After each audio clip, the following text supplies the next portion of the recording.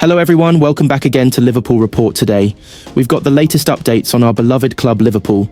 But before we dive in, make sure to subscribe so you never miss a moment of Liverpool Report news. Let's get started. Virgil Van Dijk believes Liverpool deserve credit for getting back to winning ways after they responded to their Carabao Cup final defeat to Newcastle United last month by beating Everton 1-0 in the Merseyside derby.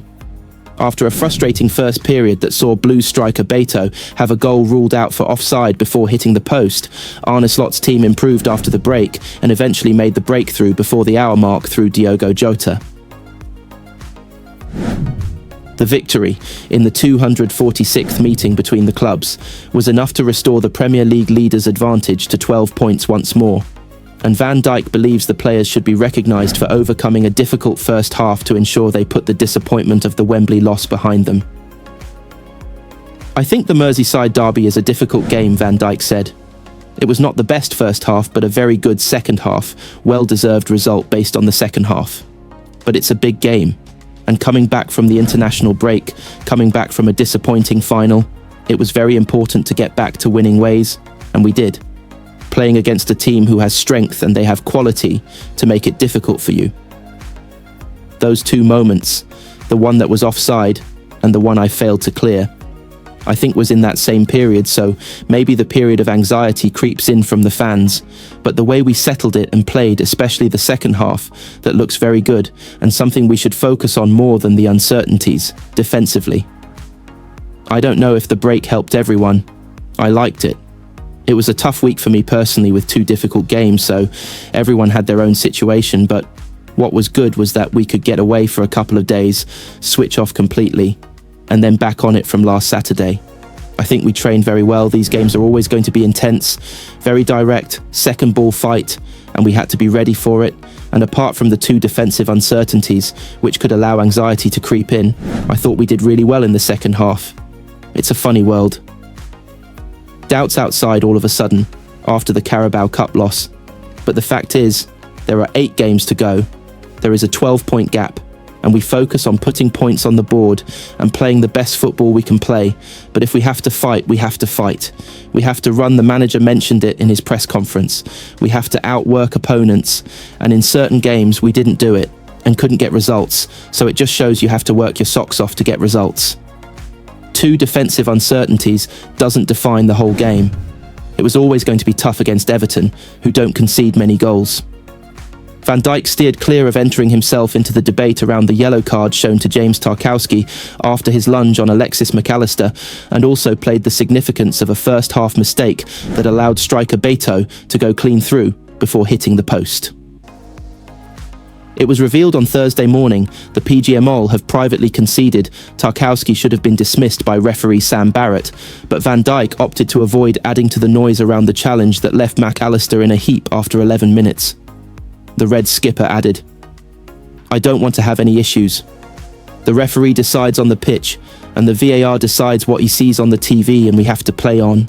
Did it set the mood for the game? Not really.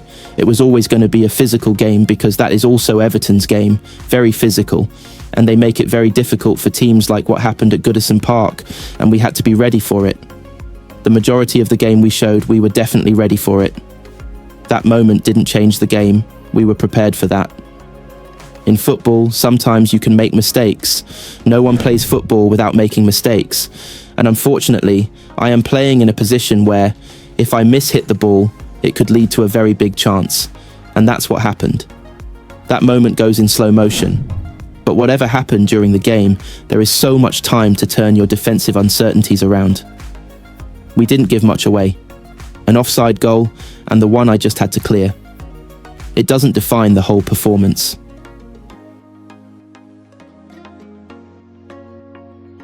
Liverpool took a step nearer the Premier League title with a memorable victory over neighbours Everton on Wednesday evening. Diogo Jota's 9th goal of the season was sufficient to earn the Reds a narrow 1-0 triumph and extend their derby record to just 5 defeats in 51 games. Arneslot's side need 13 points from their final 8 matches to claim the championship and will hope to eat into that tally when they travel to Fulham on Sunday afternoon. And here we look ahead to the changes Slot could make when his team are next in action. With the Everton game the last scheduled midweek fixture of the season, the weekend represents arguably the final time Slot will be compelled to consider rotating his resources. And despite the ongoing injury concerns, there is scope for change in a number of positions. While Connor Bradley could be available after 6 weeks out, it seems unlikely the youngster will be thrown straight back into the starting lineup. Curtisjones impressed as an emergency right-back on Wednesday and will therefore compete with Jarell Quansah for a start in the position, with Trent Alexander-Arnold and Joe Gomez sidelined for several more weeks. Quansah is also an alternative to first-choice centre-backs Virgil Van Dijk and Ibrahima Konate, although Wataru Endo has stepped in occasionally. At left-back, Andy Robertson is established ahead of Kostas Tsimikas. Kawhimin Kelleher is primed to continue in goal should Alisson Becker not pass his latest concussion tests. The midfield saw no change against Everton, with Ryan Gravenberch and Alexis McAllister the double pivot, and Dominic Szoboszlai the number 10. Slot, though, has alternatives. Jones, if not needed at right-back, can step into any of the engine room roles, while Endo is still awaiting his first Premier League start of the season in one of the defensive positions. Harveyelliott, who continues to pressurise Szoboszlai's place, is another whose starts have been restricted to cup competitions. Tyler Morton is likely to be out for the season, and youngsters Trey Nyoni and James McConnell haven't featured in the Premier League this term. With Cody Gakpo full fit, Liverpool once again have 6 senior forwards from which to choose. Gakpo will challenge Luis Diaz for a start down the left, although on the opposite flank, Mohamed Salah is a virtual ever-present ahead of Federicochiesa. Down the middle, Jota's goal against Everton has nudged him ahead of Darwin Núñez in the pecking order, with the latter having started only 1 Premier League game since Boxing Day. Steven Gerrard says he has every intention of returning to management after leaving his post with Al-Ettifaq earlier this year, even if the Liverpool legend has no plans to make a return to the dugout anytime soon, as he enjoys some rare downtime. Gerrard, 44, spent 18 months in the Saudi Professional League. He left his role in January after winning just 5 of his 17 domestic matches during the 2024-25 campaign, and his next move is unclear. Prior to moving to the Middle East, Gerrard endured a difficult stint at Aston Villa in the Premier League. He had been touted as a future Liverpool manager before struggling at Villa Park, while his decision to move to Saudi Arabia also raised eyebrows. Speculation over Gerrard's next move has been rife in the weeks since his Al-Ettifaq exit. And while he doesn't know where he'll end up next, Gerrard isn't done with management. The former England star told that Peter Crouch podcast, "I don't want to be back in work, not at the moment. I've just come out, so I am happy waking up, being free, doing the family stuff, and being free from the stress.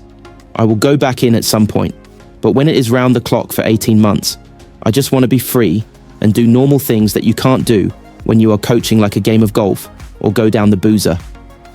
I want to do normal things that you can't really do when you're coaching, so I am all good. I'm good and stress-free. I'm out of work in terms of the coaching and management, which is obviously 24/7. Gerrard has already been linked with a number of roles since leaving his post in Saudi Arabia. A number of pundits have tipped him to return to Rangers, where he made a successful start to his managerial career by winning the Scottish title. But while Gerrard is keen to get back into management, he admits it doesn't come close to the buzz of playing. He added, "I miss it every day, every single day. I would love to run it back and do it all again." Coaching and management does not fill the void. It is just not the same. Don't get me wrong, it is a great job to still be around it. But in terms of the buzz of playing, I didn't appreciate it enough.